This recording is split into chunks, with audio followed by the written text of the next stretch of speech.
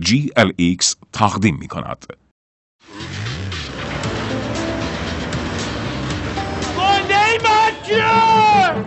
بله، رخصت ساقبوز خفش کن نفته رو. نه من احتیاجی به کمک تو ندارم.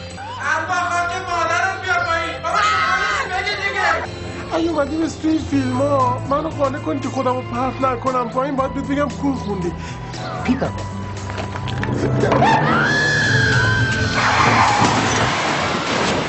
بالاخره سکوت بین ما شکست. جمع کن خودتو. عوض شدم. سلام. نمیدونم بگم نگم. با هم ازدواج کنیم. راستشو بخوای 3-4 نفر رو کشتم. آخه تو ما رو هم کشتی. برج میلاد که بلدیم. وقتی که آزاد شدیم هر ستایی میریم بالای برج. یه پرواز خوب سقوط آزاد اون بالا. برو انشالله خدا شفاعت بده شاهرخ خان. نمو با امیتاب بچن.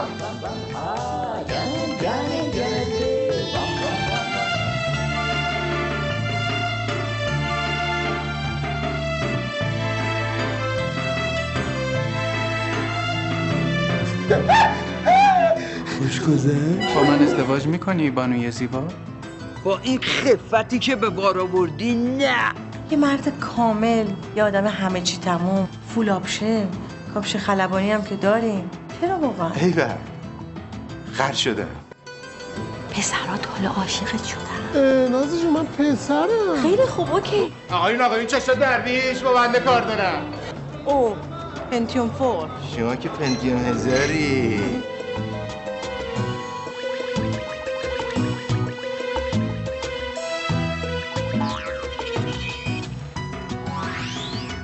سلام، من زن میخوام. من زن میخوام. اون سرطان داره.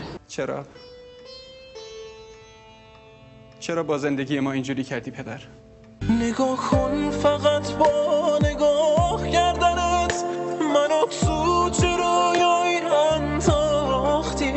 به هرچی ندارم ازت راضیم. تو این زندگی رو برام ساختی. به من فرصت همزبونی بده. به من که یه عمره بهت باختم.